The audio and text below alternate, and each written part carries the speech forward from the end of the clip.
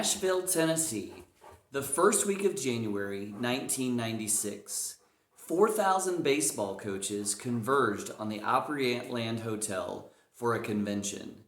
Veteran coaches were rumbling, talking about the lineup of speakers that would talk during the week, teaching them all they needed to know about a successful upcoming season. One name kept resurfacing over and over again as the coaches talked. Always the same sentiment. John Scolinas is here? They were excited. They couldn't wait. It was worth every penny to hear this man speak. In 1996, Coach Scolinas was 78 years old and 5 years retired from college coaching career that started in 1948. He shuffled to the stage at the time of his keynote address with an impressive standing ovation. Wearing dark polyester pants, a bright blue shirt, and a string around his neck, which contained a home plate. A full-size, stark white home plate. 25 minutes he spoke without mentioning this prop at all. There was snickering in the crowd, talking about why in the world the old man would walk up to the stage like that. There was also curiosity about whether he'd ever get to the reason why he wore this icon of baseball equipment. Then finally, Coach said, "I may be old, but I'm not crazy. There is a reason I stand before you today to share with you baseball people what I've learned in my life, what I've learned about home plate in my 78 years. Scolinas asked how many Little League coaches were in the room. Several hands went up and he said to them, "Do you know how wide a home plate is in Little League?" One of them shouted out, 17 inches. He asked again the whole crowd, "Does anybody know what the size of the home plate was when Babe Ruth played the game?" 17 inches was the shout. Babe Ruth is also synonymous with the next level of baseball after Little League. And of course, the coaches knew that the baseball home plate was 17 inches.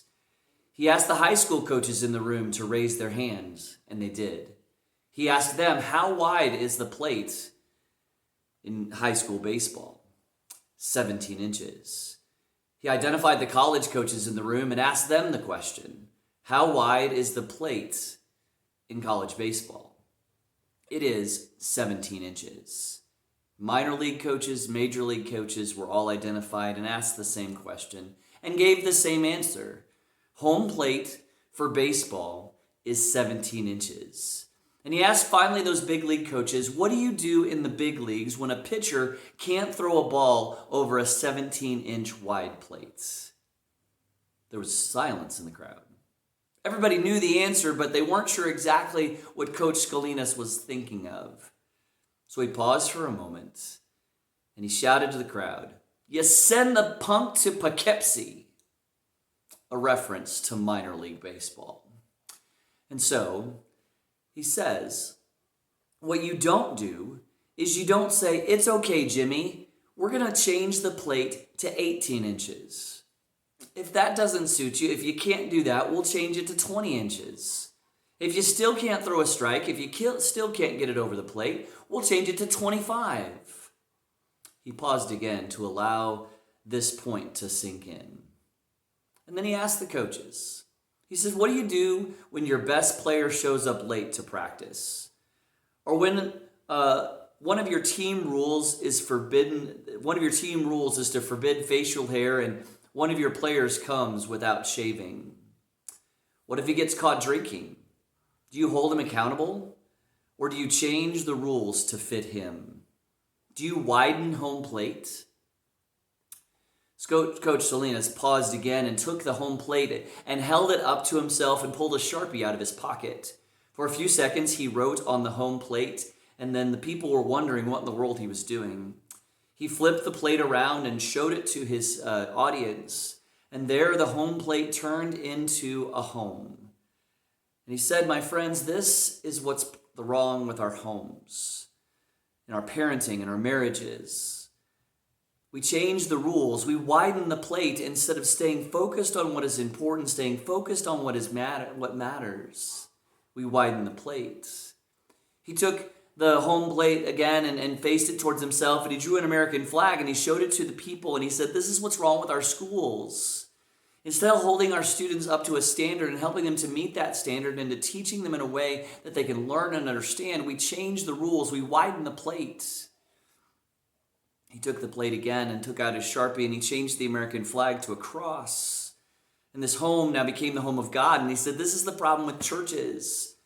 Leaders take the rules and they twist them to benefit themselves, to help themselves feel important and in a place of prosperity, and forget the ones whom we are supposed to call into communion with God. This is what's wrong with our government, Scalinas says. He says, don't widen the plate. This is the sentiment that Jesus used in the Sermon on the Mount in Matthew chapter 7, verse 13 and 14. He says, enter through the narrow gate, for wide is the gate and broad is the road that leads to destruction, and many enter through it. But small is the gate and narrow is the road that leads to life, and only a few find it.